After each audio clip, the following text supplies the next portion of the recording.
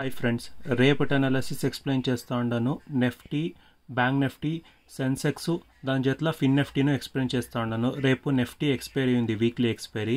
So Nifty levels చూస్తే 25,871 నుంచి 25,847 అనేది రెసిస్టెన్స్ లెవెల్లో.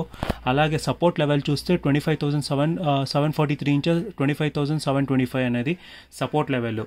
ఇన్ కేస్ రేపు ఏమైనా ఫ్లాట్గా ఓపెన్ అయితే, ఈ లెవెల్లో ఏమైనా ఓపెన్ అయితే మార్కెట్ 25,725 కింద మార్కెట్ క్లోజ్ అయ్యే వరకు, విక్ కాదు బాడీ క్లోజ్ అయ్యే వరకు 15 మినిట్స్ క్యాండిల్ సెల్లింగ్కి ఆలోచించలేదు.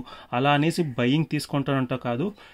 ఫ్లాట్ ఓపెన్ అయితే ఈ సినారియో లేదు, ఓపెనింగే ఈ సపోర్ట్ కింద ఏమైనా ఓపెన్ అయితే డెఫినెట్గా మార్కెట్ ఇది రెసిస్టెన్స్ లాగా తీసుకుంటుంది. సో 25,612 అనేది మార్కెట్ వచ్చేదానికి ప్రాబబిలిటీ ఉంటుంది. ఇటు కిందే ఓపెన్ అయ్యి ఇటు కిందే ఏమైనా క్లోజ్ అయితే ఫస్ట్ 15 మినిట్స్ క్యాండిల్ ఇదే రెసిస్టెన్స్ లాగా యాక్ట్ అవుతుంది. అలా కాకుండా మార్కెట్ ఇంకేనో గ్యాప్ అయిపోయినా అయితే ఈ రెసిస్టెన్స్ లెవెల్ ఎప్పుడు బ్రేక్ అవుతుంది ఇమ్మీడియట్గా బయింగ్ ఆపర్చునిటీ చూడదండ. ఎప్పుడు మళ్ళీ ఇదే లెవెల్లో వచ్చి పైన రెడ్ లైన్ కానీ కిందన రెడ్ లైన్ కానీ ప్రైస్ ఏమైనా 50% కింద ఎక్కువ రిజెక్ట్ అయితే బ్రేక్ అయ్యేసి మళ్ళీ వస్తుంది కదా, మళ్ళీ బాగా కన్సాలిడేషన్ అయ్యా, లేదు అంటే సడన్ ఫాల్ అయ్యో ఈ లెవెల్కి వస్తుంది కదా, ప్రైస్ 50% కింద ఎక్కువ రిజెక్ట్ అయితే ఇక్కడి నుంచే బయింగ్కి వెళ్ళేదానికి ప్రాబబిలిటీ ఉంది. ఈ 25,918 అనేది ఇక్కడి నుంచే బయింగ్ ప్రెషర్ వచ్చేదానికి ప్రాబబిలిటీ ఉంది. 25,918 పైన బయింగ్ వస్తుంది అంటే చెప్తా ఉన్నాను, రావచ్చు రాకపోవచ్చు. ఇక్కడి నుంచే ఒక 15 మినిట్స్ క్యాండిల్కి పోతే మార్కెట్ ర్యాలీ వచ్చేదానికి ప్రాబబిలిటీ ఉంది.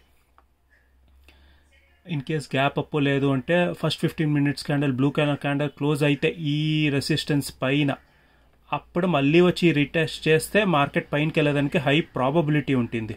సో బ్యాంక్ నిఫ్టీ లెవెల్స్ చూస్తే, సో నేను మొన్న లైక్ ట్యూస్డే ఏం చెప్పుతున్నో సేమ్ అలాగే జరిగింది. ఈ లెవెల్కి వస్తే ఫాల్స్ బ్రేక్అవుట్ వస్తుంది, మీరు సెల్లింగ్ ఆపర్చునిటీ చూడొచ్చు అంటే. సో ఇక్కడ సెల్లింగ్ దొరికే ఈజీగా నా సపోర్ట్ లెవెల్ వరకు వచ్చిండే మీరు అబ్జర్వ్ చేస్తే. సో నా అబ్జర్వేషన్ నేను చెప్పిండే అలాగానే ఏమైనా వస్తే మీరు కమెంట్ చేయొచ్చు. అలా రాకుంటే మీరు నన్ను కమెంట్లో డైరెక్ట్గా అడగచ్చు, నువ్వు చెప్పినట్లు రాలేదు అనేసి. సో మీరు కమెంట్ ఇస్తే నాకు చాలా యూస్ఫుల్గా ఉంటుంది. సో బయింగ్ ఆపర్చునిటీ చూడాలా అంటే 53,353 పైన 15 మినిట్స్ క్యాండిల్ క్లోజ్ కావాలా. క్లోజ్ అయ్యేసి మార్కెట్ ర్యాలీకి వస్తుంది కదా, మళ్ళీ ఇదే జోన్కి వచ్చి ప్రైస్ రిజెక్ట్ అవుతుంది, అప్పుడు బయింగ్ ఆపర్చునిటీ చూడొచ్చు. ఎందుకు అంటే మార్కెట్ కిందకు వస్తూ ఉంది. సో దానికోసమే బయింగ్ చూడాలంటే డబుల్ కన్ఫర్మేషన్ తీసుకొని రీటెస్ట్ చేయక ఇమ్మీడియట్గా తీసుకునేది it is not that much safer అంటే చెప్తా ఉండేది. సో ఇది రీటెస్ట్ చేసి హై ఏముంటుందో అది బ్రేక్ అయితే మాత్రం మార్కెట్ అక్కడి నుంచా స్టాపే అయ్యలేదు, ర్యాలీ కంటిన్యూస్ ర్యాలీ ఉండేదానికి ప్రాబబిలిటీ ఉంటుంది. సెల్లింగ్ ఆపర్చునిటీ చూడాలంటే 52,800 కింద ఒక 30 మినిట్స్ మార్కెట్ క్యాండిల్ క్లోజ్ చేయాలి. విత్ హయ్యెస్ట్ వాల్యూమ్ ఉంటే మార్కెట్ కిందకు వచ్చేది, లేదు అంటే కన్సాలిడేషన్ ఎప్పుడు బయింగ్ ఆపర్చునిటీ చెప్పేస్తుంది. ఇన్ కేస్ గ్యాప్ అప్ అయితే ఈ లెవెల్కి వస్తే మళ్ళీ కిందకు వచ్చేదానికే ప్రాబబిలిటీ ఉంది. కిందక అంటే ఈ క్లోజింగ్ వరకు రావచ్చు, కిందంటే మరీ కిందకు కాదు, ఈ క్లోజింగ్ వరకు వచ్చేసి తర్వాత డిసిషన్ ఎత్తుకోవడానికి ప్రాబబిలిటీ ఉంది. సో సెన్సెక్స్ లెవెల్స్ చూస్తే సెన్సెక్స్ ఒక మంచి డిమాండ్ లెవెల్లో ఉంది. సో 84,240 నుంచి 84,062 అనేది ఒక మంచి డిమాండ్ లెవెల్లో. సప్లై లెవెల్ వచ్చి 84,694 నుంచి 84,515 అనేది supply level. In case flat gap up అయ్యేసి ఇది బ్రేక్ అయితే మళ్ళీ వచ్చి ఈ లెవెల్ని రీటెస్ట్ చేస్తుంది. ఈ లెవెల్ రీటెస్ట్ చేసి హై ఏముంటుందో, ఆ డే హై ఏముంటుందో అది బ్రేక్ అయితే మాత్రం మార్కెట్ ఇక్కడి నుంచా స్టాపే లేదు, ర్యాలీ కంటిన్యూస్ ర్యాలీ ఉండేదానికి ప్రాబబిలిటీ బయింగ్ ఆపర్చునిటీ. సెల్లింగ్ నేను చూడాలంటే 83,773కి కిందనే వస్తేనే సెల్లింగ్ ఆపర్చునిటీ చూసేది బెటరు. ఈ లెవెల్లో వస్తాను మీకు ఫాల్స్ బ్రేక్అవుట్ ఇచ్చేదానికే ప్రాబబిలిటీ ఉంది. ఇది మంచి ట్రెండ్ లైను. ఈ ట్రెండ్ లైన్ సాలిడ్గా బ్రేక్ కావాలా. పెద్ద క్యాండల్తో ఏమైనా బ్రేక్ అయితే అప్పుడు ఆలోచిస్తామా లైక్ సెల్లింగ్ ఆపర్చునిటీ చూస్తామా అనేసి.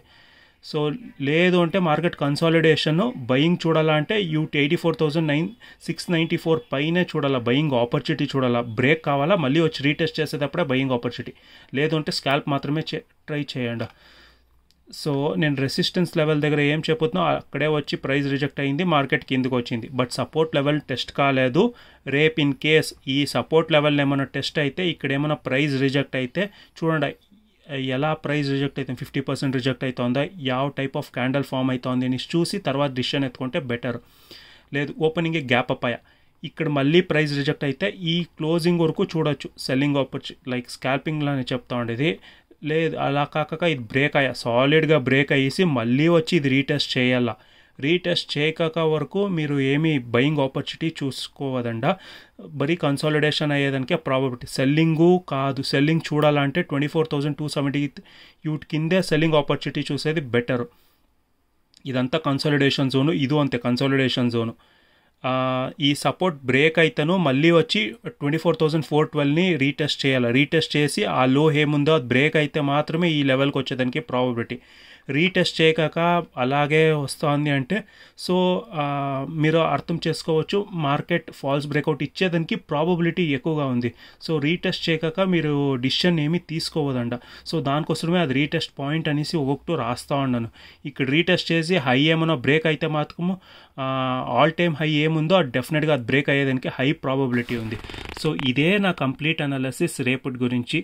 రేపు మార్కెట్ని డిసిషన్ చూసుకొని ట్రేడ్ తీసుకోండి. ఎందుకంటే ఈరోజు హాలిడే ఉండేదాని నుంచా మార్కెట్ కన్సాలిడేషన్ ఉండేదానికి ప్రాబబిలిటీ ఉంది. సెకండ్ హాఫ్ మార్కెట్ ఏమో ర్యాలీ వచ్చేదానికి probability, first half full consolidation వచ్చేదానికి ప్రాబబిలిటీ ఉంది.